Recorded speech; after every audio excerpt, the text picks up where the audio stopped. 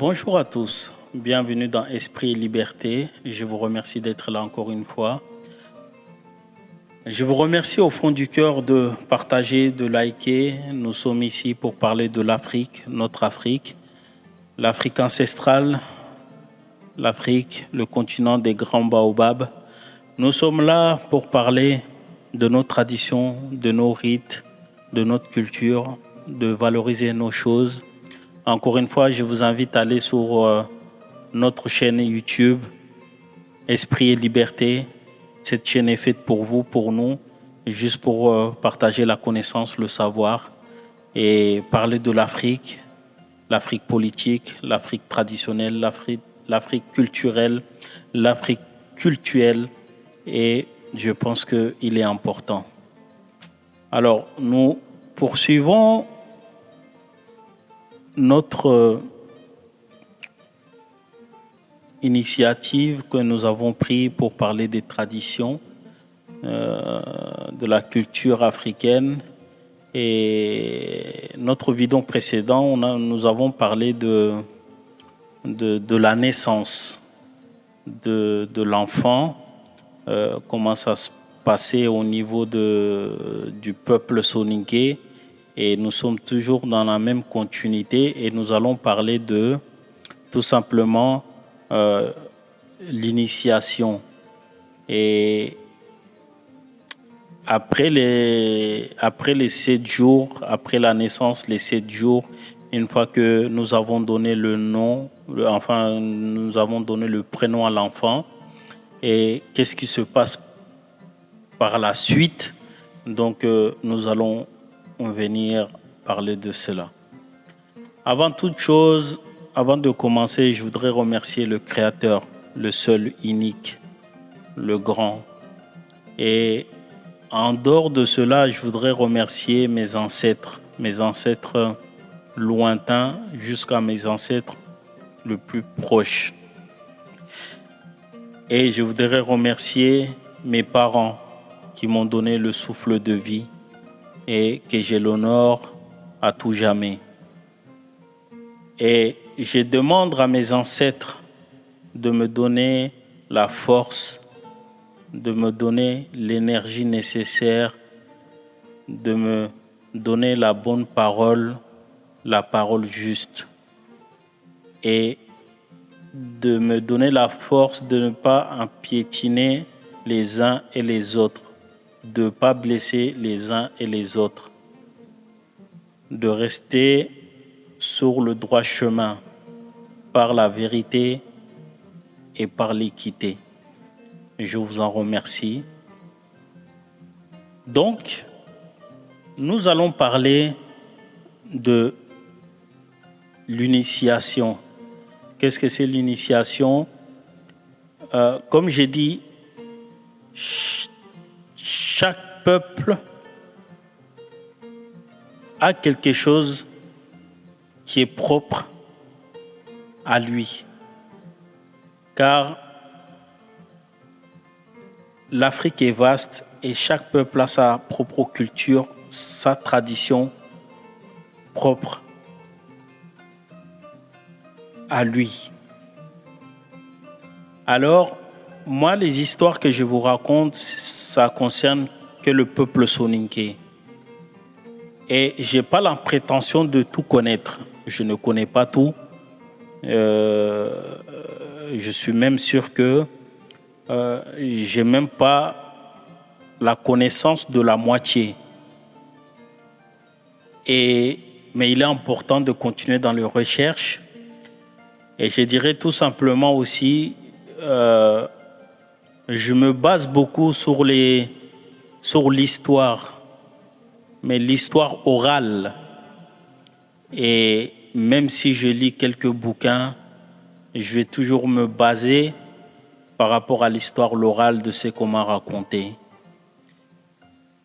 Je ne prends pas le livre pour argent comptant, puisque quoi qu'il en soit, je pense que la vérité, on peut la trouver partout et nulle part. Et c'est très important. Et je dirais, l'être humain, nous avons tous tendance à défendre quelque chose à laquelle nous pensons que nous sommes dans la vérité et quelque chose que nous estimons que ça nous appartient. Mais je dirais, je trouve certaines choses bien dommages, puisque l'Africain va même plus tendance à défendre la valeur de l'autre plus que sa propre valeur.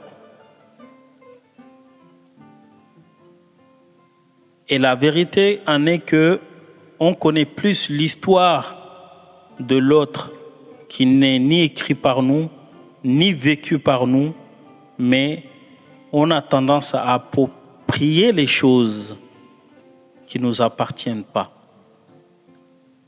Et tout simplement pour se soulager dans cette chose-là. Mais peu importe, le plus important, c'est que chacun puisse retrouver son chemin de bonheur. Le plus important, c'est le respect des uns et des autres. Le plus important, c'est l'amour des uns et des autres. Et je finirai par dire tout simplement, nous sommes un seul peuple. Et c'est le peuple noir avec tous ses divertissements. Alors je vous en remercie, surtout de partager, de liker et de commenter. Nous sommes ici pour se donner de la force. Alors, nous allons parler d'initiation. Qu'est-ce que c'est l'initiation? Je pense que nous tous, nous parlons d'initiation, mais peut-être beaucoup n'ont pas vécu. En tout cas, de ces nouvelles générations, beaucoup ne l'ont pas vécu. Et comme je le dis encore une fois, car nous savons qu'on a tendance à valoriser celle des autres que ce qui nous appartient à nous-mêmes, d'originel. Alors, il y a beaucoup de niveaux d'initiation, puisque vous avez l'initiation personnelle, initiation collective, initiation, quand je dis collective, peut-être ça peut être familiale, initiation au niveau du village, au niveau de peut-être même de la région, du royaume. Et vous avez l'initiation secrète et l'initiation sans secrète. Et vous avez plusieurs degrés d'initiation. Mais quoi qu'on puisse dire, l'Africain, dès sa naissance jusqu'à sa mort, il n'a jamais fini de s'initier. Puisque l'initiation avant tout, c'est la connaissance. Et c'est pour cela que j'ai toujours dit que l'Africain est scientifique dès sa naissance. L'Africain, avant de croire, il teste. Il fait et il constate. Et à partir de là, il peut croire ou ne pas croire. Mais il croit à ce qu'il réalise, à ce qu'il donne comme résultat. Et donc l'initiation, chez nous, en tout cas dans le peuple soninké, l'initiation commence à l'âge de 7 ans. Alors, comme je disais dans ma vidéo précédente, il faut savoir que entre 0 et 7 ans, l'enfant est avec sa maman. il est attaché qu'à sa maman. Et voilà. Et l'initiation commence à partir de l'âge de 7 ans. Alors, quand je vous ai dit, l'Africain commence son initiation à l'âge de 7 ans, ça commence déjà par la règle de vie. Et quand je vous dis la règle de vie, c'est déjà à vous apprendre d'être intégré dans la société, comment se comporter dans la société, quel est votre rôle dans la société. Il est très important. Et ce que je dis n'a rien de religieux, puisque j'ai l'impression parfois quand nous parlons, on a toujours tendance à faire croire que la religion a ramené des règles, comme s'il n'y avait pas de règles chez nous, comme si on ne se comporte pas en tant qu'être humain, et qu'on ne savait pas le bien et le mal, et tout ce que nous faisons était diabolique. Mais contrairement à beaucoup de personnes, ceux qui pensent, c'était bien le contraire par rapport à aujourd'hui, puisque les règles étaient bien définies. Quand nous faisons les choses, nous ne faisons pas les choses au hasard. Nous faisons les choses pour des raisons. C'est jamais du hasard. Et je l'ai dit, je le répète, l'Africain ne fait jamais les choses au hasard.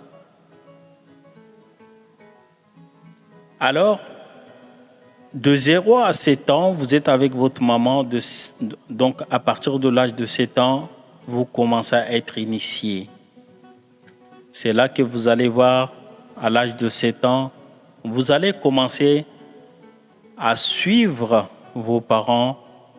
Un exemple, on va vous apprendre les codes de la vie. Aller au champ avec les parents, constater comment nous cultivons.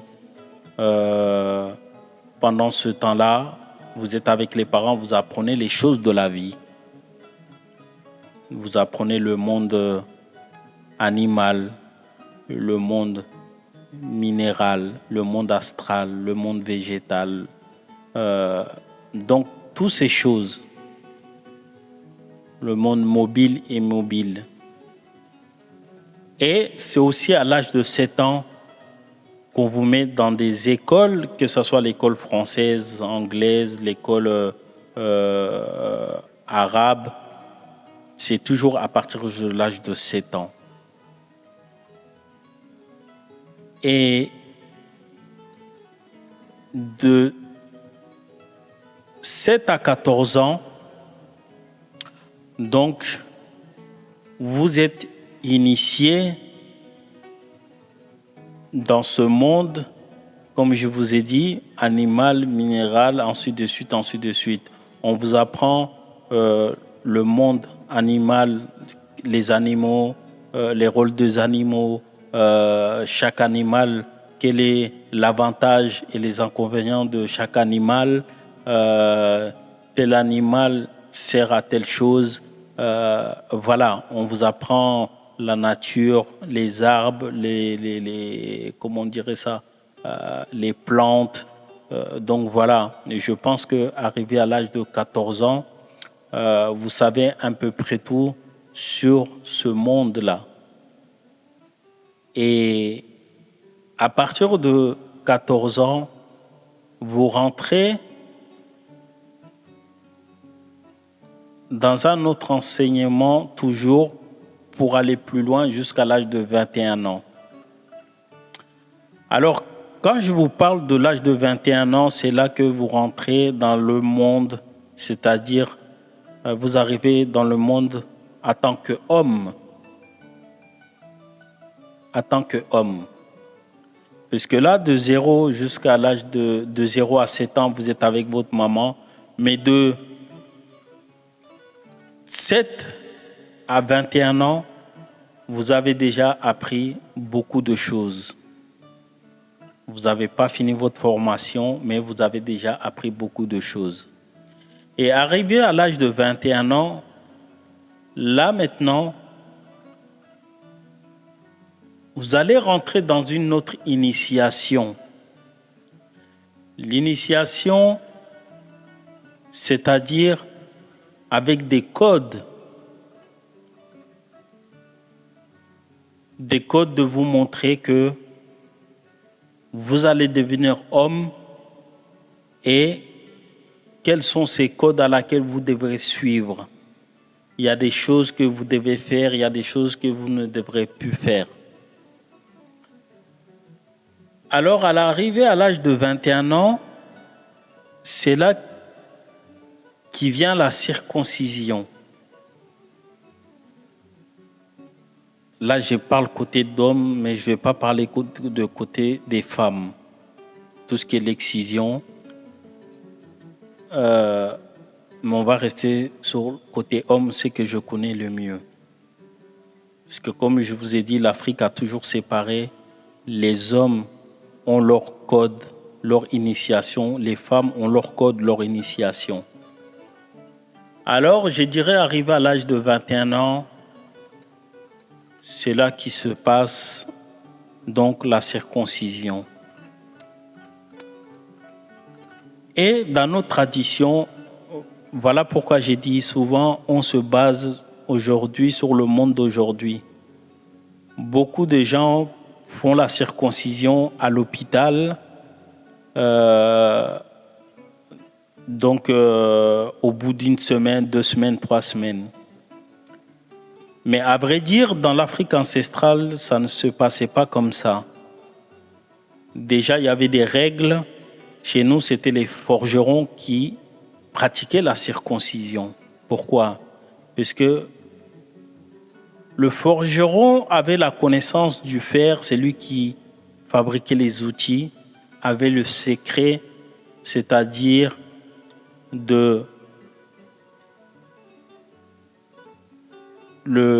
comment je peux expliquer ça? L'aiguisement du couteau, il avait le secret, donc il avait ces paroles qui pouvaient permettre de ne pas commettre l'erreur de pouvoir, c'est-à-dire passer à comment je peux expliquer ça? L'irréparable.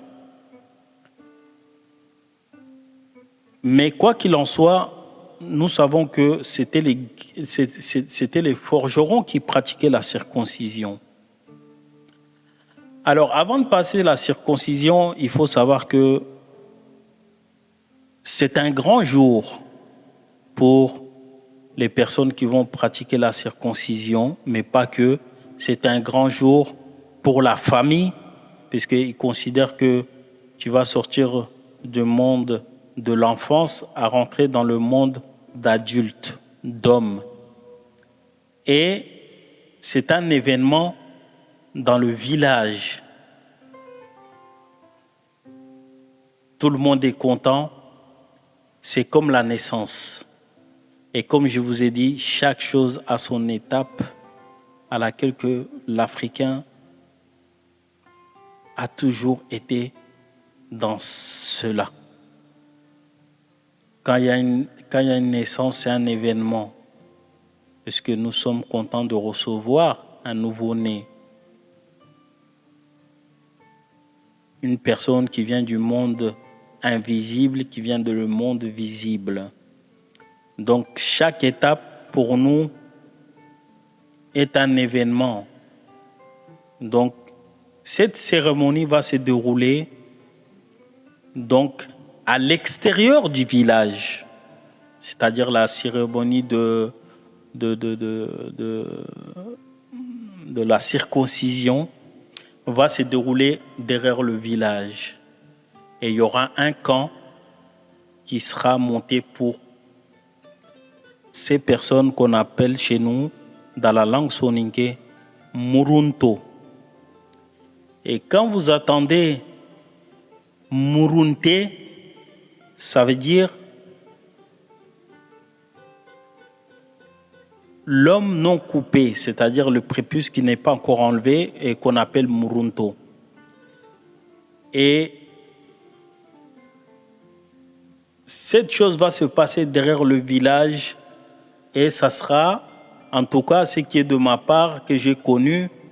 Il y en a d'autres, c'est 4 semaines, tout dépend. Mais moi, c'était 3 mois. Et nous rentrons dans les bois sacrés. Mais ce qui est important, c'est le déroulement, c'est-à-dire le déroulement de la cérémonie. Alors, on est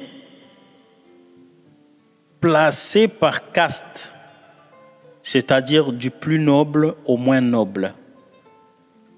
Alors, quand je dis du plus noble au moins noble, c'est-à-dire que ça va commencer par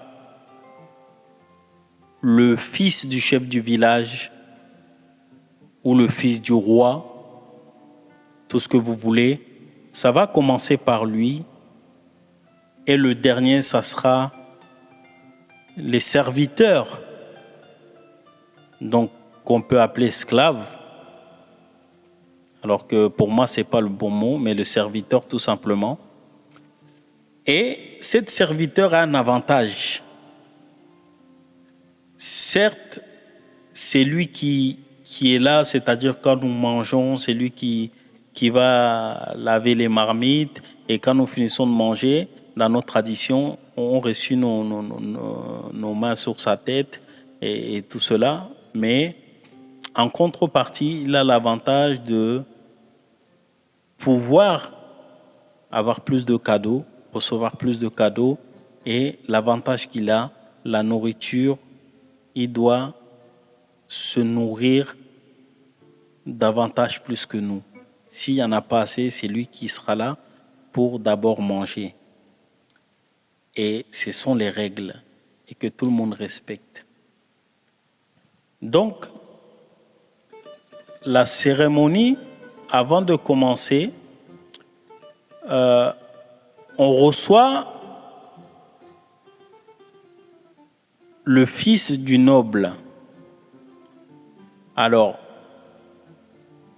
je prends l'exemple de mon cas. J'étais pas le plus âgé, mais j'étais le fils du village.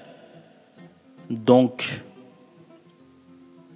ma grand-tante m'avait appelé le soir, la veille de la cérémonie, et elle m'a parlé. Elle m'a glorifié, elle m'a dit ce qu'elle avait à dire, ce que je dois faire, à quoi m'entendre et surtout comment me comporter. Et alors, le jour J, j'ai fait ce que j'avais à faire puisque j'étais le premier à passer à l'acte. J'ai fait ce que j'avais à faire. Et une fois que la circoncision était terminée, on avait coudu des habits spéciaux pour nous, les kutunto, et qu'on appelle kutunto, c'est-à-dire les gens qui sont coupés.